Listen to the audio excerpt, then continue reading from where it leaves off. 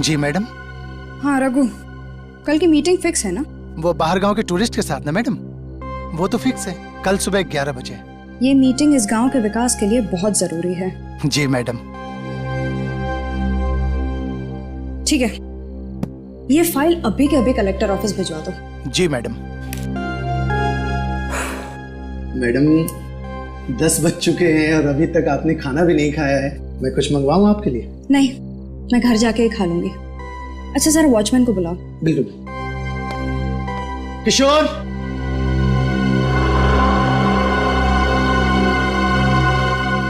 किशोर, किशोर। लगता है सो गया फिर मैंगो, मैं उसे लेके आता हूं।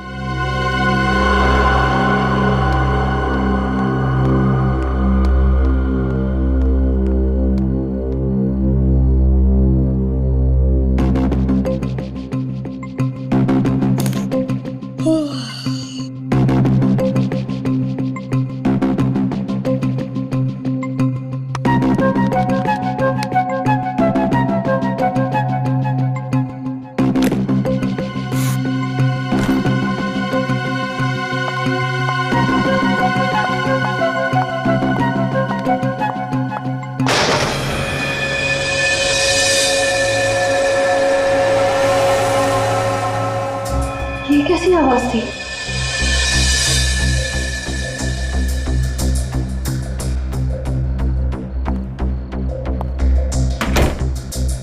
लगता है मेरे ही कान बज रहे हैं।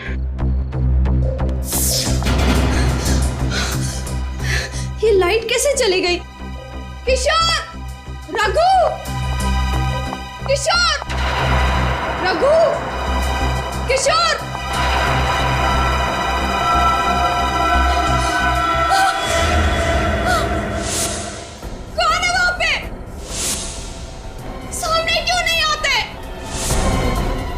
देखो, सामने आ जाओ वरना तुम्हें ये मजाक बहुत भारी पड़ेगा। बचाओ! किशोर! रघु! बचाओ! क्या हुआ मैडम? मैं हूँ किशोर। मैं तुम्हें कब से आवाज दे रही हूँ, तुम्हें सुनाई नहीं दे रहा क्या? अरे मैडम माफ करना, नींद आ रही थी इसलिए चाय पीने चला गया। लेकिन आप क्यों डर रही हो? क्या हुआ? यहाँ कोई है। कौन है? अभी मैंने एक बहुत ही भयानक परछाई देखी। भयानक परछाई? बहुत ही बड़ी परछाई। कहाँ पर थी? वहाँ?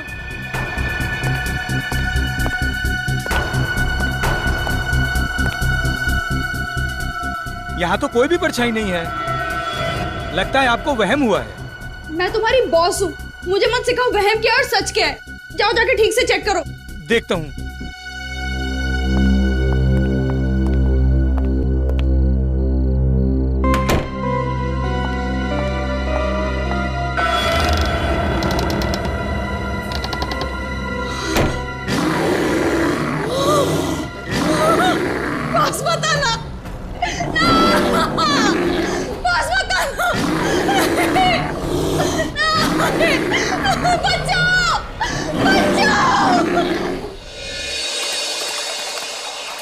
अरे चल ना यार, क्या कर रही है तू? चल चल।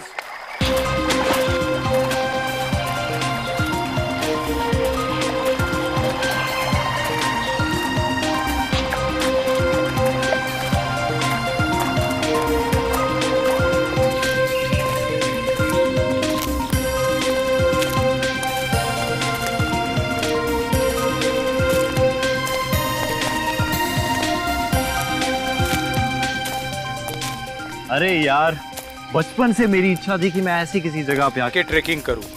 आज जाके चांस मिलाए गई। शुक्र मनाओ कि वक्त पे इच्छा पूरी हो गई तुम्हारी। नहीं तो अगर हड्डियां कमजोर हो जाती ना तो फिर पोतों पोतियों के साथ यहाँ आते और इच्छा ही रह जाती तुम्हारी। अरे यार सही है। What a beautiful। ये धूप है, जल्दी आओ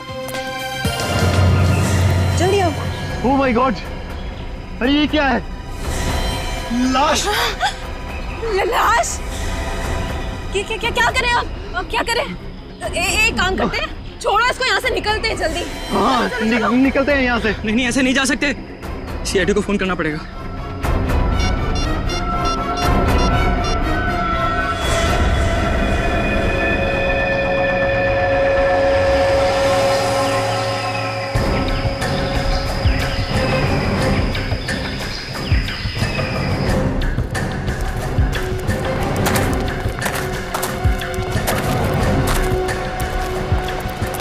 अरे थोड़ा पीछे हो जाइए, आइए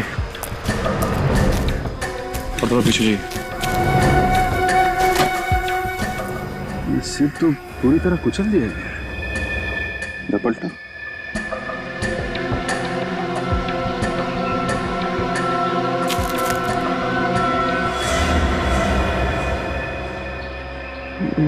देखा, जगह जगह काटने के निशान है।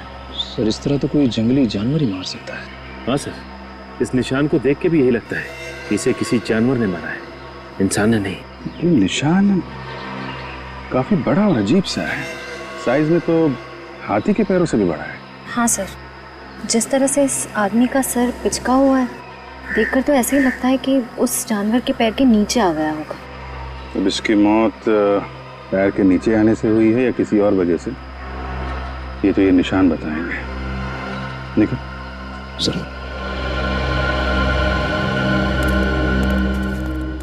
तो आप लोग यहाँ पे ट्रैकिंग करने आए थे? Yes sir. सर आए तो हम ट्रैकिंग के लिए ही थे, पर सर अगर हमें पहले से पता होता कि यहाँ पर कोई लाश मिलेगी तो हम भूल कर भी यहाँ नहीं आते सर। हाँ, और हमारा तो कल रात में ट्रैकिंग का प्लान था, मगर क्या? हमारे लिए तो ये जगह बिल्कुल ही अनजान है। रात के अंधेरे में अजीब अजीब सी आवाज सुनाई देने लगी और हमारी हिम्मत टूट गई। और सर हमने तो पूरी रात गाड़ी में ही गुजारी। हाँ, और हम पूरी रात गाड़ी से नीचे भी नहीं उतरे। सर वो निशान तो मैंने उठा लिया, लेकिन उसके अलावा एक निशान और मिला है सर। ये देखिए।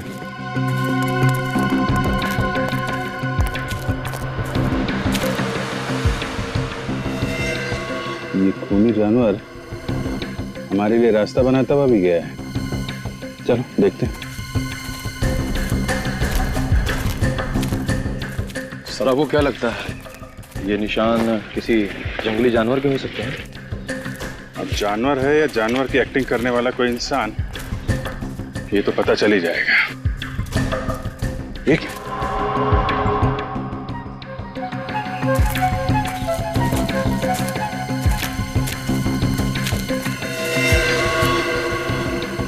दोनों पैरों के निशान। यहाँ पे खड़ा हुआ था क्या? यहाँ आसपास चेक करो जरा।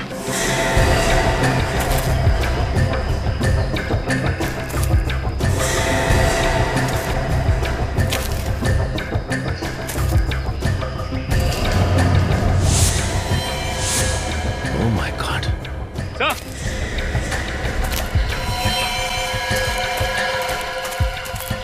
हाँ सचिन। सर एक और आदमी की लाश। माय गॉड, इसका भी सर कुचल लिया गया है। जरा बॉडी पलटो।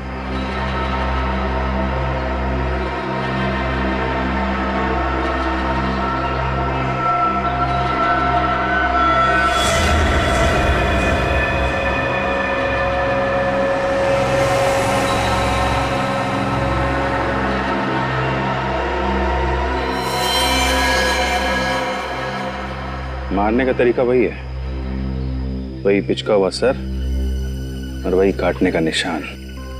पर सर इसकी जेब से भी कुछ नहीं मिला। कहीं ये दोनों खून लूट के इरादे से तो नहीं किए गए? हो सकता है। खूनी तक पहुंचने के लिए इन लोगों की पहचान होनी बहुत जरूरी है। जरा मिसिंग पर्सन ब्यूरो से पता करो, किसी ने इनके गायब होने की रिपोर्ट लिखवाई है क्या?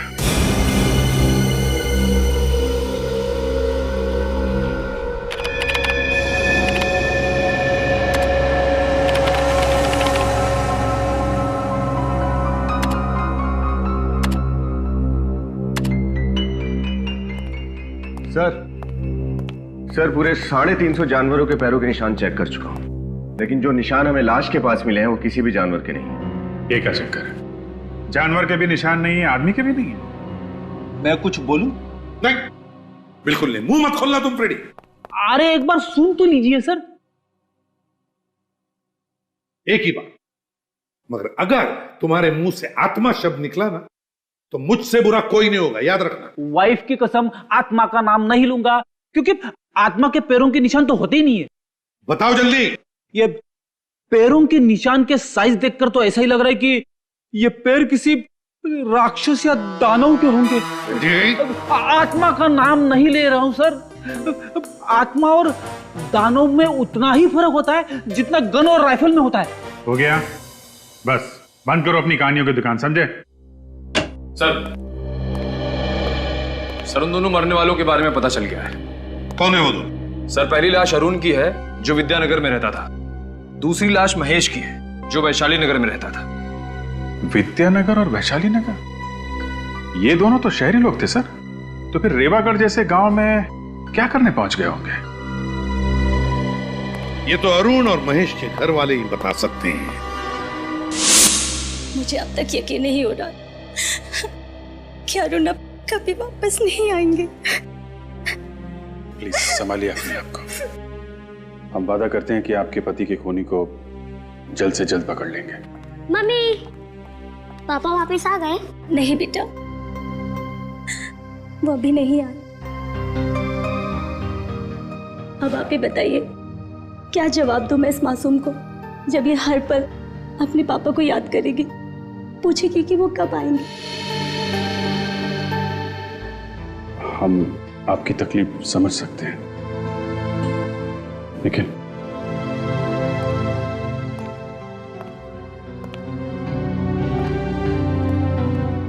आपको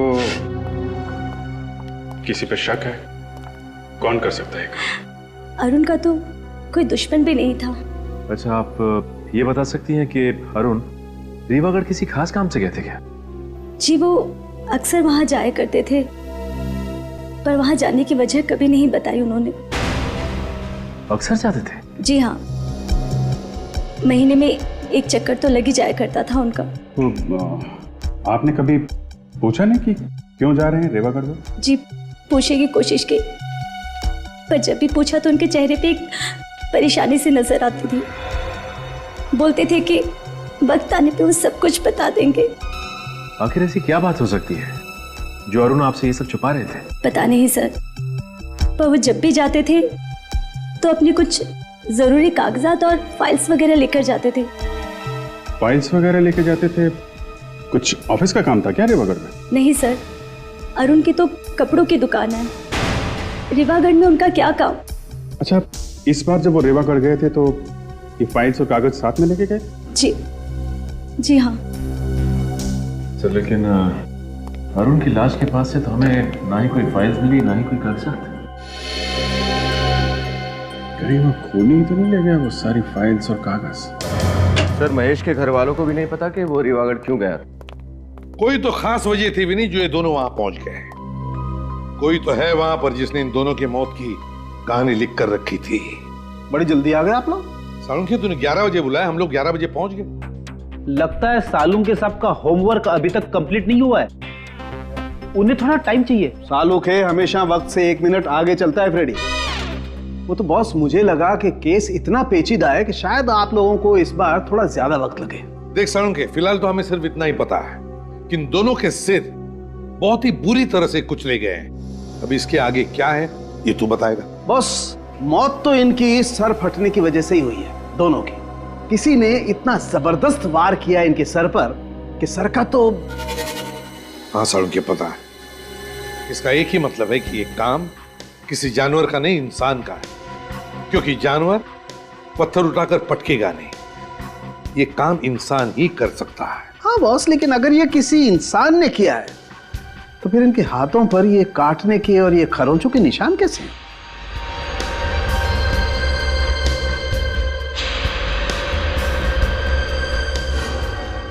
सर, ये काटने के निशान इंसान के दांतों के? नहीं भी नहीं, आदमी के दांतों के निशान इतने बड़े नहीं होते। सालुंखे, इन जख्मों के अंदर देखता, शायद थूक के ट्रेसेस मिलते, पता चल जाता कि ये काम किसने किया है, इंसान ने या जानवर ने। वो सब कुछ हम कर चुके हैं बॉस। तो फिर क्या पता चला? उससे जो पता चला है उससे तो लगता है कि ये काम ना तो किसी आदमी का है ना किसी जानवर का है। ये खून किसी पेड़ ने किया है। पेड़ ने। क्या? पेड़ ने? ये कैसे हो सकता है सर? क्योंकि इस जख्म में से हमें ये मिला है। ये किसी थूके जख्मों में इतनी गाढ़ी थूक? ये थूक नहीं है फ्रेडी, ये गोंद है बॉस, गोंद। क्या कहा? कौन? हाँ सर, वो वाली गम जो पेड़ के तने से निकाली जाती है। पेड़ के तने से? इन दोनों के जख्मों में?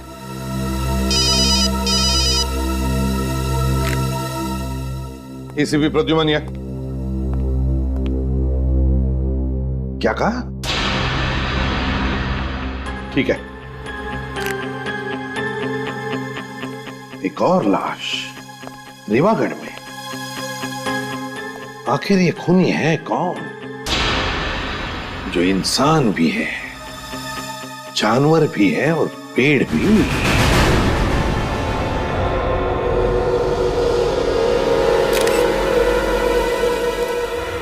ये बताइए, आपको पता कब चला यहाँ पे लाश पड़ी हुई?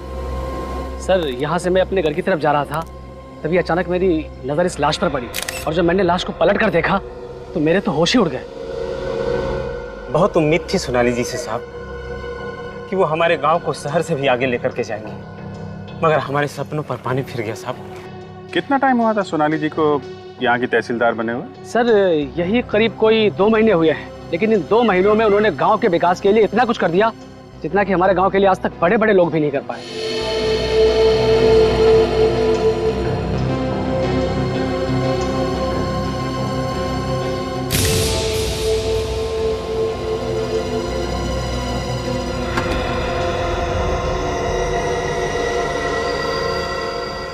जब आप लोगों ने इस लाश को देखा तो आसपास कोई और भी था क्या?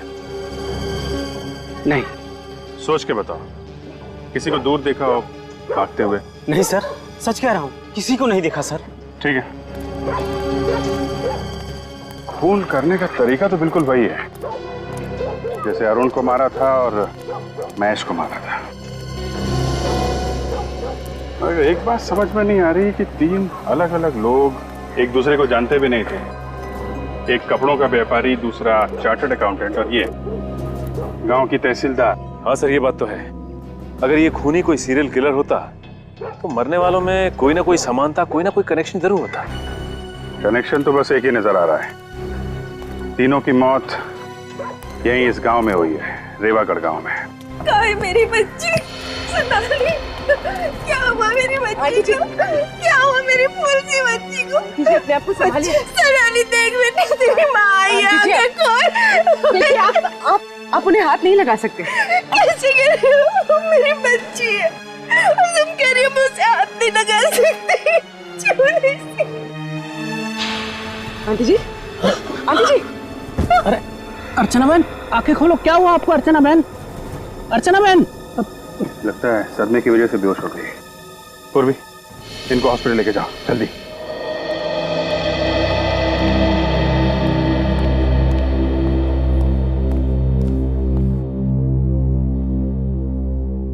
दोबारा बीपी चेक करने से पहले फिर से दवा देना और प्रेशर चेक करके मुझे रिपोर्ट करना। डॉक्टर साहब, अब तबीयत कैसी है इनकी? बेटी की मौत के सदमे की वजह से थोड़ा ब्लड प्रेशर लो हो गया था, अभी ठीक है। बात कर सकते हैं इनसे? हाँ हाँ जरूर। प्लीज। आंटी कैसी हैं आप?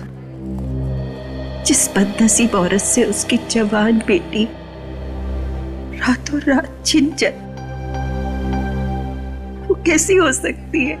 आप पे क्या बीत रही है हम लोग समझ सकते हैं, मगर जिस माँ से वो औलाद छिन जाए जिसे उसने जन्म दिया है, पाला है, पोसा है, उसका दर्द तो सिर्फ एक माँ ही समझ सकती है। सोनाली बिटिया को जिसने भी मारा होगा ना, उसको नरक में भी जगह नहीं मिलेगी। आप जी, मैं ये हरीश भैया है। मेरे पति रवि की मौत के बाद इन्होंने ये सोनाली को बाप से बढ़कर प्यार किया है। रवि मेरे बचपन का दोस्त था साहब। आप लोगों को किसी पे शक है? किसका काम हो सकता है ये?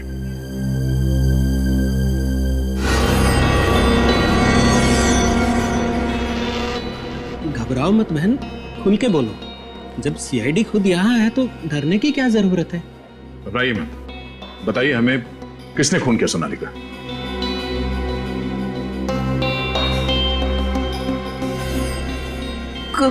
गौरव। गौरव? गौरव कौन है? सोनाली का दोस्त, और जल्द दोनों शादी करने वाले थे।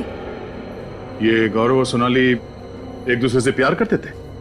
प्यार तो सोनाली करती थी, गौरव को प्यार था तो सिर्फ और सिर्फ सोनाली के पैसों से। तुम्हारे जब भी मैं पैसे बनता तभी तुम्हारे पास पैसे क्यों नहीं होते यार? कौन तुम चिल्लाओ मत, मुझे तुम्हें हर महीने पैसे देने, मुझे माँ को भी पैसे देने, मैं इतने पैसे कहाँ से लाऊं? ये पहली बार दे रही हो क्या यार? तुम तुम्हारे माँ के लिए तुम्हारे पैसे सबके पास हो, मेरे लिए पैसे नहीं है तुम्हारे पास? मुझे नहीं बात करनी है तुमसे। अगर तुम्हें पैसे नहीं देने मत तो मैंने नाटक नहीं करो मेरे सामने। गौरव प्लीज। तो गौरव सोनाली को पैसों के लिए परेशान करता था। गौरव से ज्यादा लालची इंसान मैंने आज तक नहीं देखा। पैसा पैसा पैसा, मेरी फूल सी बच्ची की जिंदगी में उसने कांटे ही कांटे भर दिए। सोनाली का खूनी वही है। तो आपने सोनाली से कहा नहीं कि वो गौरव को छोड़ दे? कई बार कहा, लेकिन कहते हैं ना कि प्यार अंधा होता है, इसलिए मोहब्बत के आगे माँ बाप दुश्मन लगने लगे। गौरव के अत्याचार बेचारी चुपचाप सहती रही। ये गौरव रहता कहाँ है? यही गांव में किसी घर में पीछे पीछे आ गया सोनाली के।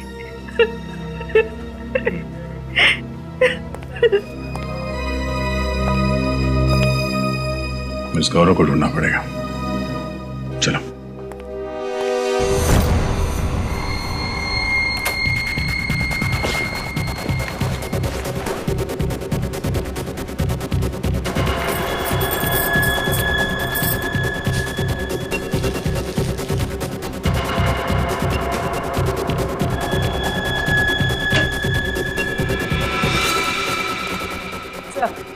ये गौरव का घर। ये वैसे सुनो, ये गौरव है अंदर? मैं भी जल्दी में बात में मिलूंगा। अरे सुनो तो जरा, एड्रेस तो बता दिया। कौन सा एड्रेस? सीआईडी ब्यूरो का एड्रेस।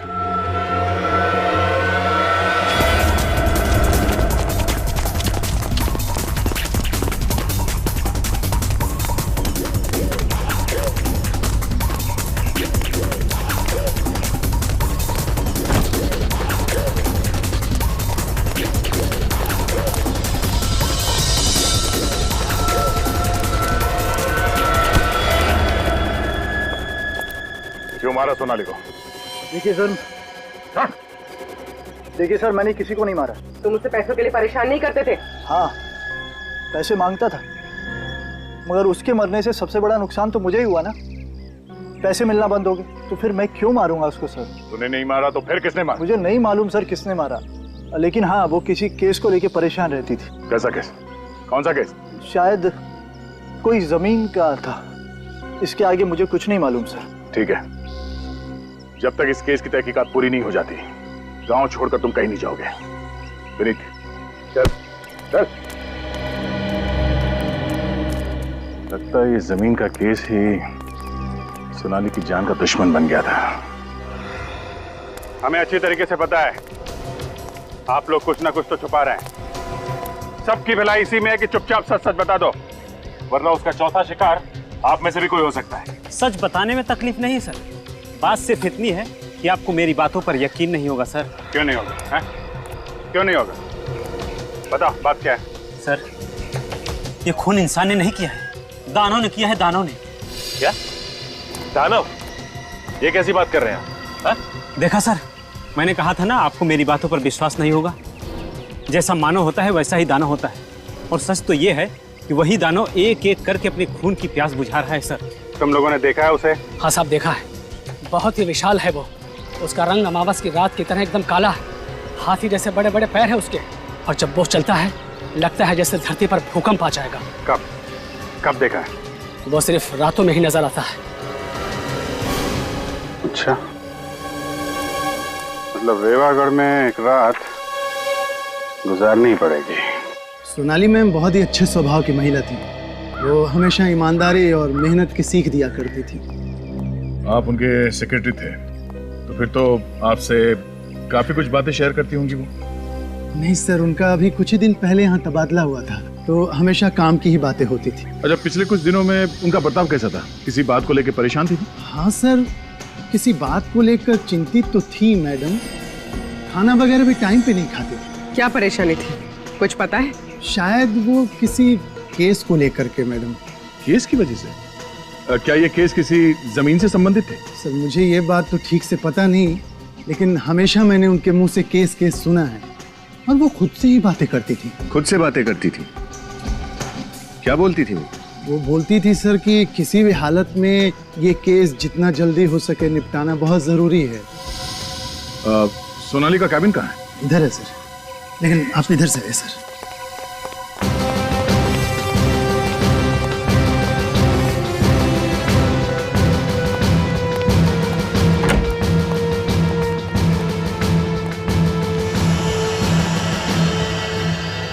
एक एक फाइल, एक एक कागज को अच्छी तरह से देखो।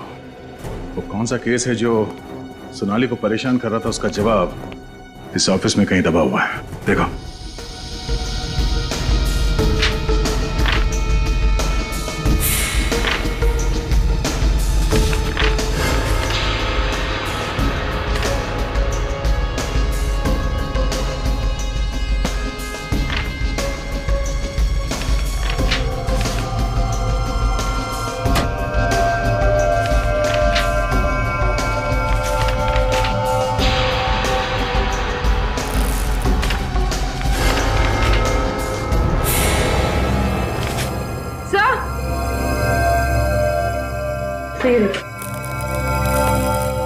सर चले हुए पेपर्स।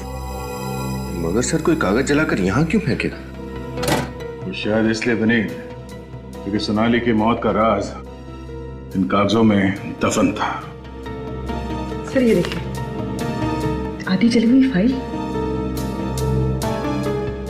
यहाँ कुछ छपा हुआ है। सर शायद पहले पेज की स्याही का प्रिंट इस फाइल पे छप गया है। हाँ। रुको, यहाँ। क्या हुआ सर? क्या ये सब? ये फाइल और ये कागज किसने जलाया? सरकारी फाइल जला दी किसी ने? ये किसने किया सर? ये तुम हमसे पूछ रहे? या ऑफिस में तुम रहते हो या हम? हाँ सर, लेकिन मैम। सोनाली के कैबिन में सबसे ज्यादा तुम्हारा ही आना जाना होता था ना? बिल्कुल मैम, लेकिन मैं फाइल क्यों जलाऊंगा? कहीं सोनाली मैम नहीं तो नहीं? वाह, ये अच्छा है।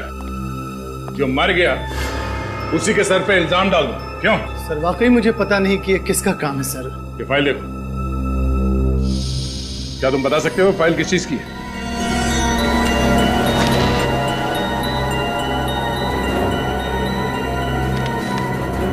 नहीं सर, इस फाइल की तो धज्जियां उड़ चुकी है, कुछ भी बता पाना मुश्किल है सर। अच्छा, सोनाली के अलावा इस ऑफिस में कोई और भी आता जाता था? नहीं सर, कोई और तो आता नहीं था सर यहाँ। मतलब जरूर किसी ऑफिस वाले का ही हाथ है सोनाली के खून में। ऑफिस वाला? हाँ, बाहर का कोई आदमी तो आसानी से आ नहीं सकता, तो कोई अंदर वाला ही दगाबाज है। मगर कौन सर? वो तो ये फाइल पढ़ने के बाद पता चल जाएगा। डॉक्टर सालों के पता लगा ही लेंगे कि फाइल है किस चीज की।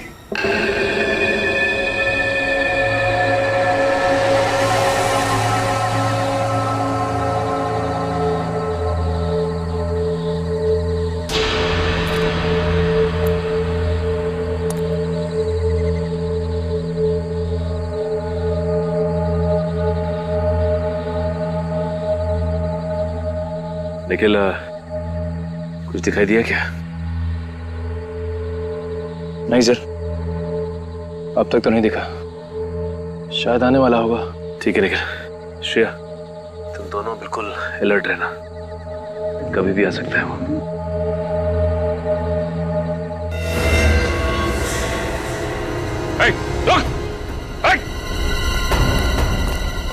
क्या हुआ सर? वो आप यहाँ से भागा। एक काम करो, तुम दोनों यहाँ से जाओ, मैं यहाँ से जाता हूँ। Come on!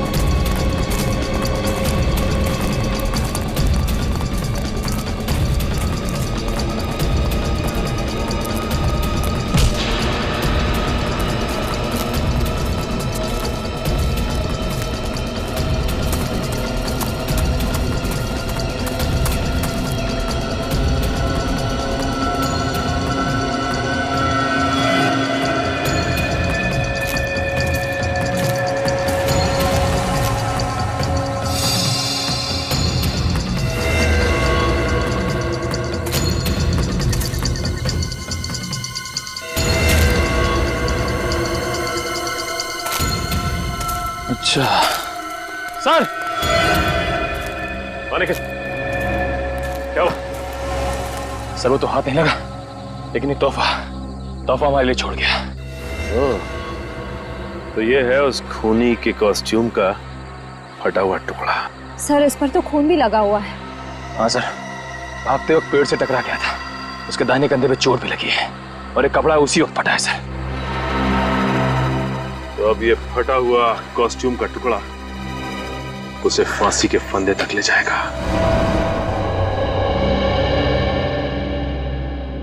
सालूके साहब, कहीं ऐसा ना हो कि जो थोड़े बहुत शब्द बचे इस फाइल में वो भी उड़ जाए। 1 मिनट चुपचाप खड़े रहो और जो कर रहा हूं देखते जाओ।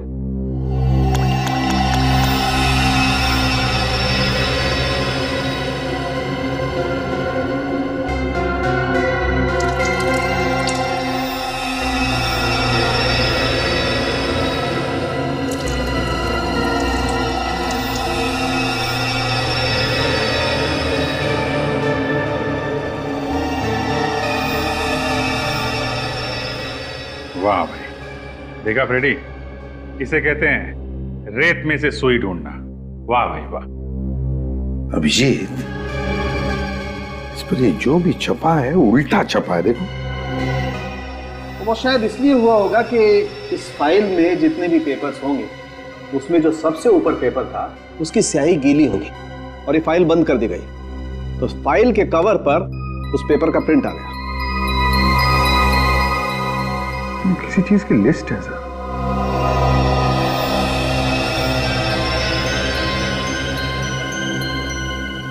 तारिका, जरा मिरर लाना था।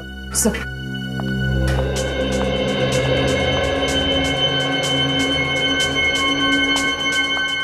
यहां पकड़।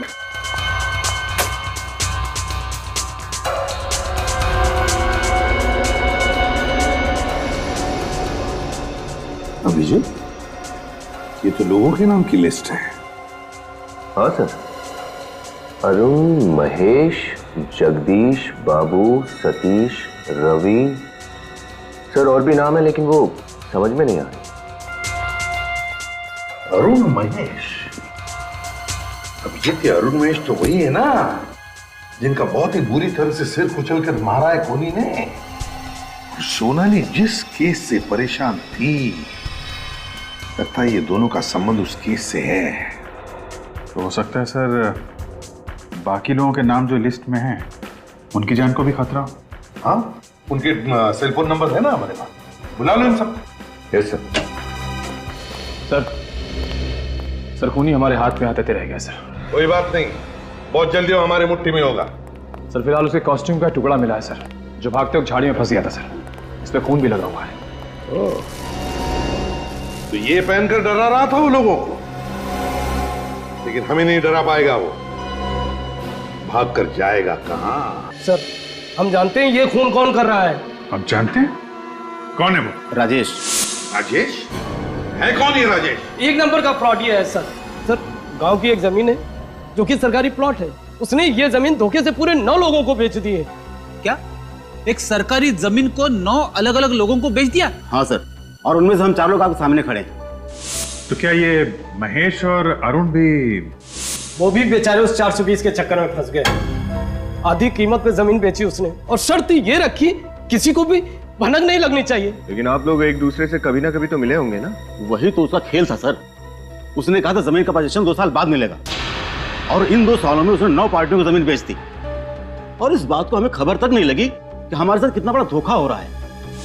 तो इस बात की खबर आपको लगी कब? यही कोई 1.5 महीने पहले सर। ये केस हम लोग लेकर सोनाली जी के पास गए थे, जो कि तहसीलदार हैं, ताकि हमारे पूरे पैसे वापस मिल जाए। सोनाली जी का तो खून हो गया सर। इस सब के पीछे वही राजेश ही है, उसको मत छोड़ना सर।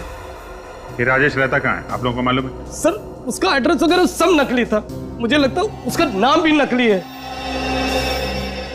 ठीक है, तुम लोग जा सकते हो। जी सर, आपने इनको जाने दिया sir? 1 minute Freddy, 1 minute. Nikhil sir, तुमने बताया था ना कि दानव के दाएं हाथ पर चोट लगी है पेड़ को टकराने से जब वो भाग रहा था। हाँ सर। अभिजीत, इस राजेश की असलियत का पता चल गया है। समझ लो राजेश मिल ही गया। चलिए सब लोग यहाँ लाइन लगा के खड़े हो जाइए। चलिए जल्दी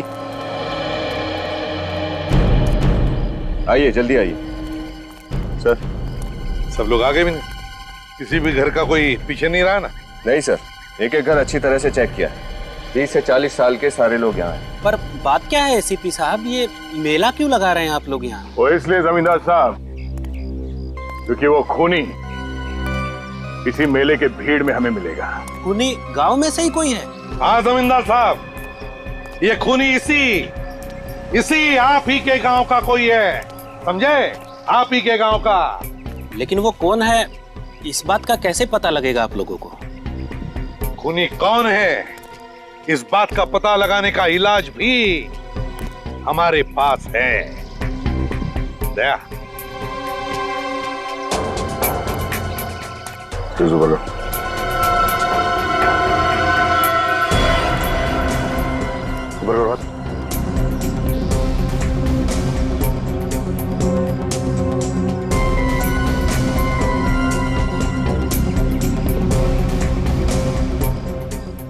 क्या देखते साहब? कुछ नहीं। मैं नहीं दिखाऊंगा सर। क्यों? हाथ के स्लीव्स ऊपर करो।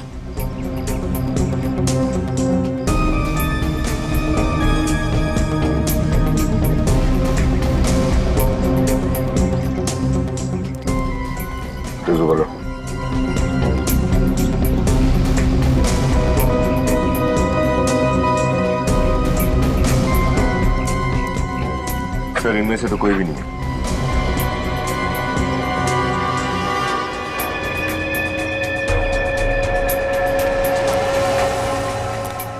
अपनी स्लीव से खोल।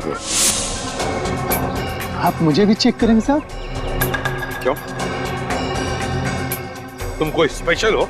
नहीं, मैं तो सोनाली जी का सेक्रेटरी हूँ, तो मेरे हाथ देखने की क्या जरूरत है? तुम्हारा हाथ तो पहले ही चेक करना चाहिए था। हाथ करो। हाँ, लेफ्ट नहीं राइट।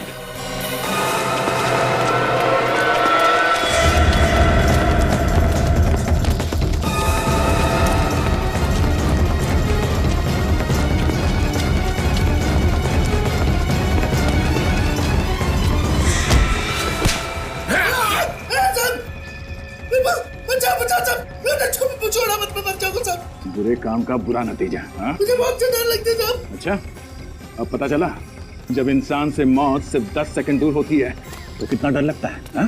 मैंने कुछ खून नहीं किया साहब। मैं उस खूनी का नाम बता दो साहब। खून तूने नहीं किया? नहीं साहब, मैंने खून नहीं किया साहब। असली नचाने वाला तो कोई और था साहब। किशोर सर,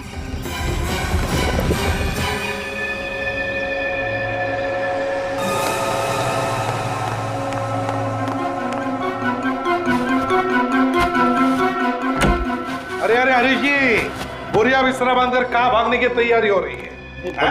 भागने की तैयारी नहीं, वो घर बिखरा हुआ था, सोचा सामान समेट लेता हूँ। अच्छी आदत है, बहुत अच्छी आदत है। हमें भी आदत है साफ सफाई करने की। आप जैसे लोगों को जेल भेज के समाज की साफ सफाई करने की। हरीश जी,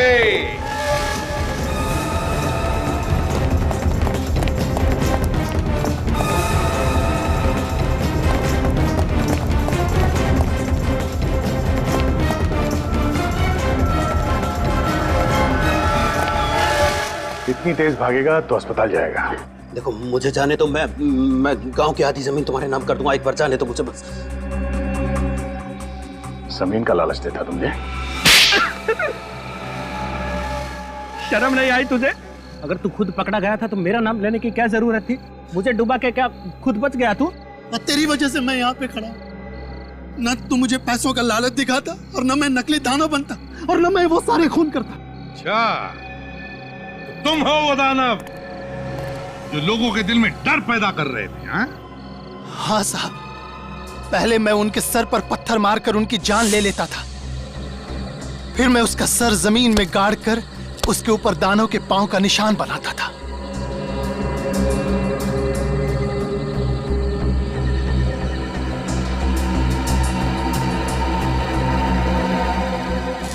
फिर उनके जख्म पर पेड़ का गोंद लगाता था ताकि लगे कि यह दानव की थूक है। पर मैं तो सिर्फ मारता था साहब, ये सारा प्लान इसका था, इसने मुझसे कहा था। चुप!